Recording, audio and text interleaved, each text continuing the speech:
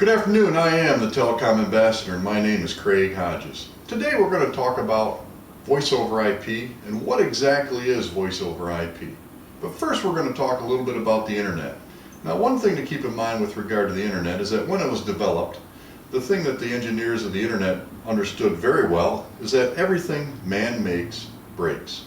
So keeping that in mind, they were very smart in the fact that they developed an error correcting formula within the internet. And that basically, that formula tells us whether a packet has arrived or not, and if it hasn't arrived, it retransmitted.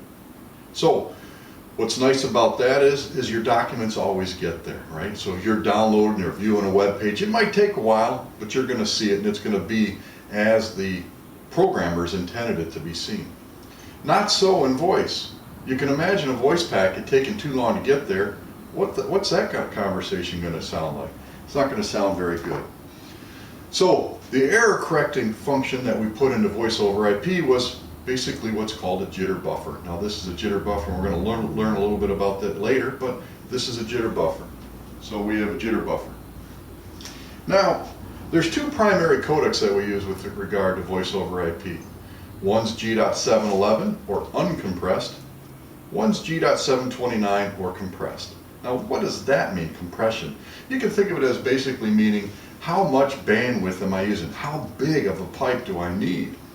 And G.729 is represented by this small string, right?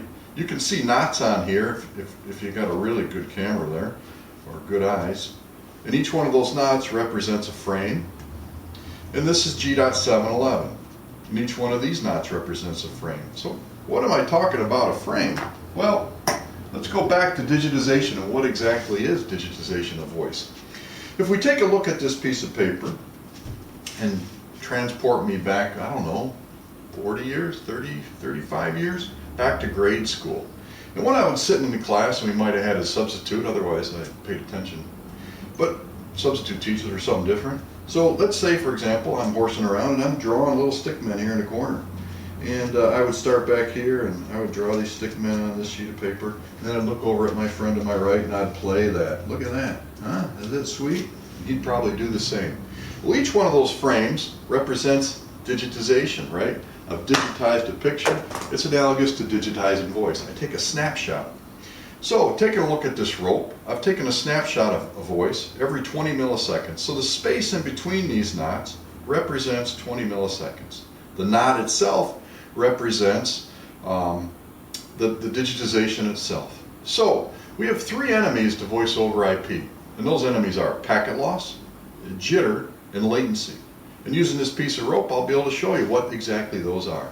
So remember, I'm recording these things at 20 millisecond intervals. But remember, the internet isn't going to transmit these packets in all that even of an outcome, right? They're going to get sent on the internet, but are they going to be sent and arrive at 20 millisecond intervals? Probably not. So we'll get back to that. We're back to that jitter buffer again. But anyway, we'll take a look at these knots, and this section is probably more representative of how packets get sent on a network. So I digitize them. You'll see here I maintain at 20 milliseconds, but here it took a long time to get there. Well, that would be called latency. It took too long for the packet to get there. Consequently, it arrived too close to the next packet, right? So they can come in too close, they can come in again too far, and then this big space in between these knots represents a lost packet, or packet loss. Latency, again, the difference here. And what jitter is it's the speeding up and slowing down of a network, speeding up and slowing down. And all networks have jitter. So what we did in our error correcting in the voice over IP world is we developed jitter buffers. So what's a jitter buffer? Well, you can take a look at this hourglass out of a machine, and I don't know whether you can see that sand flowing through there or not, but there's sand and it's flowing through nice and even and steady. No matter how many packets are coming in the top of this jitter buffer, they're coming out nice and slow. Or even, I should say. So anyway, each one of these grains of sand represents one of these knots, right? They get sent along the network, they arrive at the jitter buffer, they enter the buffer, and they get played at a nice even rate on the instrument itself. So what happens if I get too many packets arriving all at once? Well, it overwhelms the jitter buffer. They just basically disappear. I can't handle that many packets. Or You'll notice that my buffer just ran out there of sand, so if I have too much latency, right, I can't play what isn't there, so I can't play a voice. So basically, packet loss, jitter, and latency are the enemies of voice over IP. We have jitter buffers to compensate for that, and we have codecs, G.711 and G.729. That's my class on voice over IP. I appreciate you tuning in, because I am Craig Hodges and I'm your Telecom ambassador. Thank you.